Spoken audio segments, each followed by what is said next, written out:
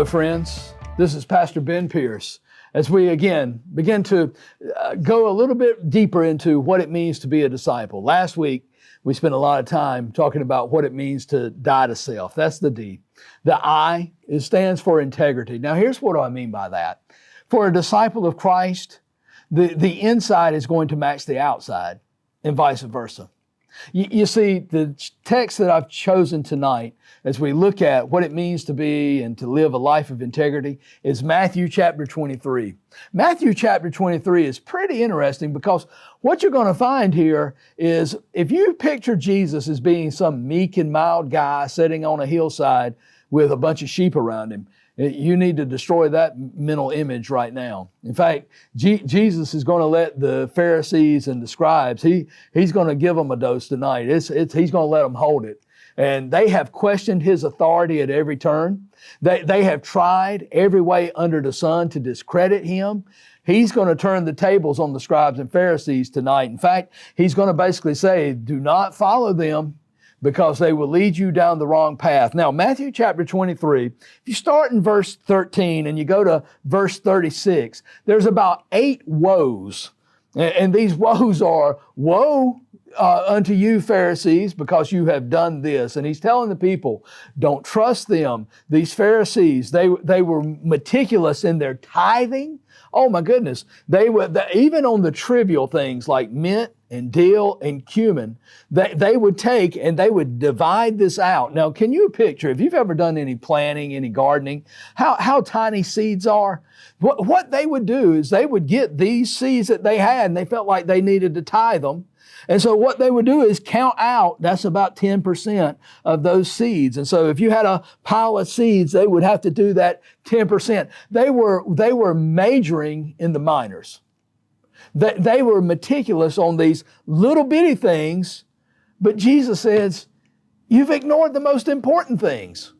He says, you're so interested in taking a look at tithing on seeds and the tiny stuff. How about it focusing on what really matters?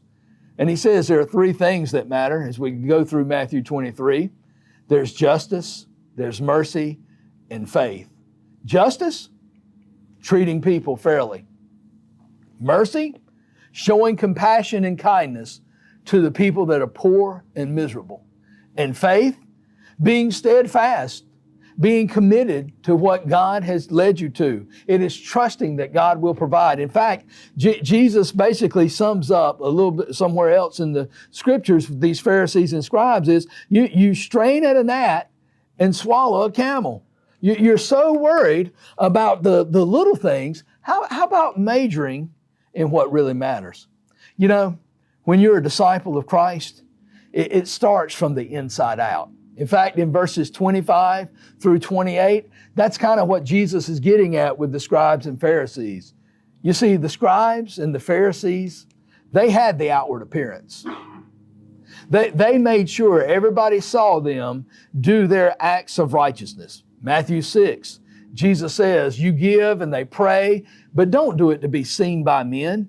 No, they were focusing on the outward and not the inward righteousness. You see, what the problem was for these scribes and the Pharisees is they wanted the praise of the people. They wanted people to say, look how spiritual they are. Man, they do all the right things. They say all the right words. And Jesus says, you're saying and doing all the right things, but you're not worried about the inside. In fact, he says, you're like a cup. The cup is all clean on the outside, but inside it's just as nasty as it can be. And that's what's useful. If you're going to drink from a cup, I'd much rather the outside, and especially the rim where my lips are going to touch, I want that to be clean. Don't care if the bottom is that messy, as long as the inside is clean. But here's the thing. Jesus is saying, you're so worried about the outside that you have ignored the inside. It's kind of like cars, if you will. Have you ever seen a car? I used to work at a gas station when I was a teenager. And we used to make jokes about cars and how well they would run. And there were some cars that would come up there. And it was funny because it might be a young guy and he had spent all day long waxing his car. It looked great. Man, the wheels, they were shiny. The rims, man, just as sparkling as they could be. I mean, that was a sharp looking car. Now, where I worked at the gas station, it was full service. So they would come and pop the hood and you check the oil for them and you open up the hood and lo and behold, there is oil all over the place. They haven't changed the oil in 10,000 miles. You know, that's kind of like what it's like for these Pharisees. The outside, man, good paint job. They're looking sharp. But inside, man, what a mess. You know, if you've ever driven a car, it's all about the motor and the motor running well. Well, in the Christianity, for the Pharisees, it was all about the outside, not worried about the inside. But for a disciple of Christ, it's an inside-out job. It starts on the inside. It's not about what you look like, it's about what you're becoming on the inside. Because if you're becoming that on the inside, you'll do that on the outside. Let's see if I can give you an example. If you're a sports fan like myself, you know all about the NFL draft.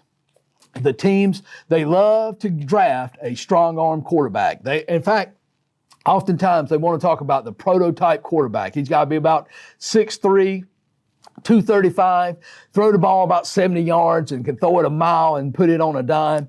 Well, a couple of years back, there was a quarterback named Ryan Leaf. He was drafted second in the draft. In fact, he was second to only Peyton Manning. You may have heard of him. Leaf was that prototype quarterback. Many thought he should have been the first round pick. He looked the part, but you know what happened? He failed miserably. In fact, most people feel like this is the worst draft pick of modern NFL picks.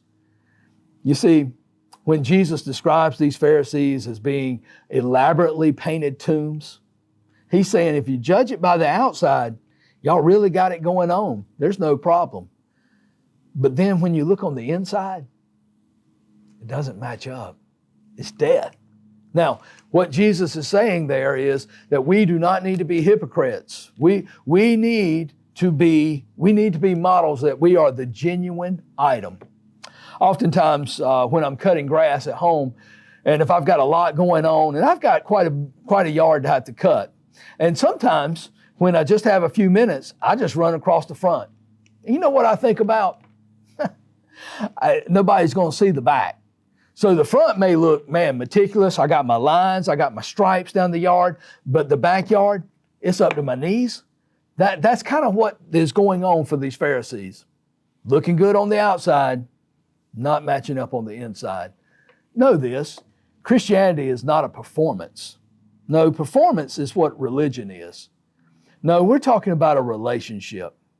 You see, a religion is burdensome. It leads to drudgery. It's condemning. There's no joy in religion. It seeks to please men, and it hinders others from knowing what the truth is. You see, religion will make you judgy because all you want to do is see other people's faults. The Pharisees saw the disciples plucking wheat one day, and of course they bring it to Jesus. Christ wants us to be real, authentic, genuine, consistent followers of Christ. And you know how that starts? It starts from the inside out. So let me encourage you. I want to encourage you to guard your integrity. Be honest in every area of your life. Your work, finance, family, your spouse, your children. Remember, the D, dying to self. The I follows it. The I follows it. It's not putting on a show. Dying to self is an inside job, and it reveals itself on the outside. You see, the Pharisees, they had an outward compliance. They had an outward cleanliness, and they had an outward comeliness. But you know what? Inside, they were a failure. Inside, there was filth. And then they also had inward faults, verses 27 through 28. Let's go and be genuine, authentic followers of Christ. Live a life of integrity.